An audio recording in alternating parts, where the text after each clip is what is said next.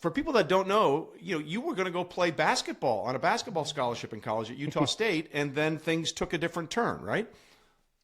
Yeah, I had opportunities to play basketball. I played basketball in high school, but golf was my thing, and I knew by the time I was about 12 or 13 was when I knew I wanted to be a professional golfer.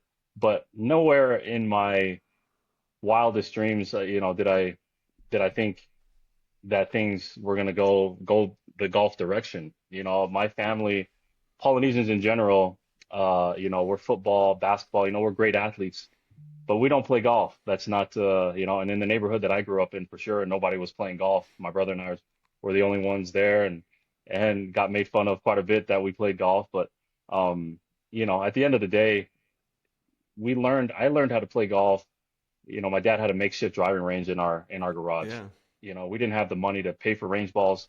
The first time we went to a golf course, he basically asked the professional, how much is it for, to go out there and hit these balls that I see these people hitting? And it's like, well, it's about $7 for 50 balls, and you got $10 for 100 balls. And then he pointed to another area where the chipping and putting green were, and they're like, well, that's actually free. This is a city golf course. You can chip and putt for free. So after doing some homework, my dad was basically like, well, we'll come to the golf course and chip and putt, and I'm gonna make a driving range in our garage for my boys to hit.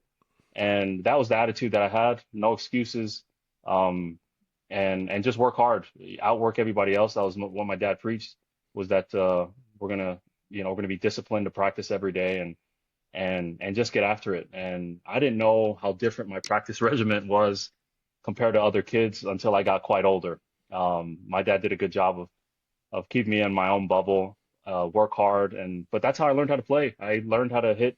I hit more golf balls indoor than outdoor, probably till I was about 12 or 13 years old. I started playing when I was 8, so for the first 4 or 5 years of my life, I 100% hit more golf balls inside than outside, which is crazy because we play an outdoor sport. But those are just some of the humble beginnings that I'm talking about, and those are the times that you remember when you get a phone call like that. You get to be part of something special like the Ryder Cup. You look back on what got you there, and the sacrifices that were made from your parents, the sacrifices you made yourself to achieve and accomplish something great, and all those feelings just come flooding back. That it was all worth it. Yeah, and you sort of glossed over this for people that don't understand when you say my dad created an indoor driving range. He basically hung up mattresses, right, in the garage. Yeah. That was your range that we're talking about. That's exactly right. So if you can picture just a normal rectangular sized garage, it was probably 7.5, 8 feet tall, which was high enough for me at that time. I was only 8 years old when he put this up, but the mattress sat right in the middle of the garage, and so my brother and I started together. So we simultaneously hit into each side. So my dad would walk around to one side and watch my brother hit into one side, and then he'd come to the other side and watch me hit. But we would hit at the same time, so we could practice at the same time. He put it right in the middle of the garage, so we had no space for the car. It was all just a makeshift driving range indoor. Cement. We had a strip of carpet just on the cement that he just duct taped right into the cement, and we learned how to strike a golf ball right off this. And if we got steep, our hands would hurt because it was cement underneath. And so there was a lot of things that we learned. He would spray paint right on the mattress where he felt like a pitching wedge should go and where a 7-iron should go, and onward and upward, and how high a driver should be by the time we hit it there. And so we were very visual, feel players because of that. And but that was the humble beginnings that I started, and how I learned how to play the game of golf. My dad didn't play golf, so Golf My Way, Jack Nicklaus's book that he had back in the day, that was our Bible. That was our golfing Bible. We learned how to grip the club from Jack. All the fundamentals my dad taught us were all from that book, and then we just worked at it, and that was it. And we're known for, my brother and I, end up being known for hitting it really far. But the crazy thing is, the last club we learned how to hit was the driver. We chipped and putted. We learned the game from the green back, because that's what Jack preached. And so Jack, this is in the middle, this is mid 1990s. So Tiger had yet to kind of really burst onto the scene. Right. So Jack was still that guy. And so my dad was like, well, we're going to learn from the greatest, and we're going to follow the steps according to what his book is preaching. So, Jack Nicklaus is a huge part of our story, just in that his Golf My Way book was our golfing Bible. So how were you able to translate how it felt hitting in the mattress to then seeing the ball go outdoors. I mean, that had to be, okay, that sounded good, right? In the garage, and it felt like good contact. I think it's going where I think it's going. And then you go outside and hit it, and like, wow, is it doing what I thought, or did that take a little bit of time to adjust to?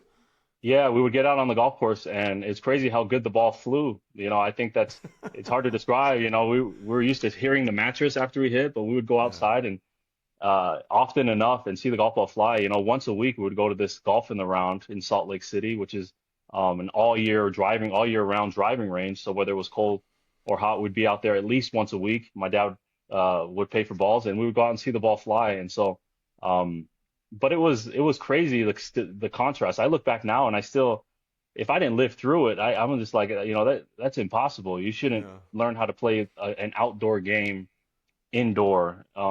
But having lived through it, it was kind of a miracle looking back. But ignorance is bliss, as they say. One of my dad's favorite sayings is, the less you know, the better off you are. And that was him. He didn't know a lot about the game, but we had the desire and the work ethic, and just the passion. Once I really had the passion to be great at something, and that avenue that I felt like was golf, I really just got after it. I look back now, and again, it seems like it was sacrifices, but I remember at the time, it was like something that I really gained a lot of love for and a passion for. And so I don't look at it as much of a sacrifice as more of like, man, I end up just loving it. And I loved being in that garage. That was my solace.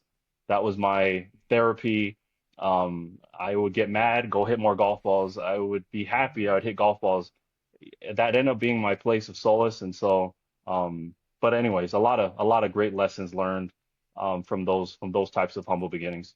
I just love that story. I mean, it's one of my favorite things in the world, and to see how it translated is just fantastic. And real quickly, before we get back to the Ryder Cup, you were all set to go play, and then you play college basketball, and then someone gave you an invitation to some sort of event in Vegas, right? And you got a sponsorship event into this thing, and you did so well, you're like, okay, I think we can do this, and that sort of launched the whole thing, right? Yeah, pretty much. 17 years old, I got an opportunity to play in this ultimate game, which was in Vegas. There used to be this like big sweepstakes game in Vegas, and the criteria was basically you couldn't be a Korn Ferry Tour player or a PGA Tour player, but like mini tour guys, and then amateurs could also sign up. And so we had a guy that was willing to bet on us, and so my brother and I started it, and we ended up playing, and I got to the final 12. I won my first 2 matches at 17 years old, which I wasn't expecting. And so I was one of 12 guys that had a chance at $2 million. And that's where a 36-hole finale for $2 million. So I meet with my parents and basically like, look, I had already, verbally committed to play golf at BYU. Had an opportunity to play at Weber State, Utah State scholarships to play basketball, but and so there were opportunities there. And so we meet with my parents, and they basically were like, look, all those opportunities are really cool. You have a chance at $2 million. You're definitely turning pro. So that's pretty much how that conversation went. And on my way I was at the professional game. It's just amazing. And it's worked out pretty well for you, just in case you hadn't figured that out. You think you made the right choice. Well, yeah, I listened to my parents, and I guess it was the right choice.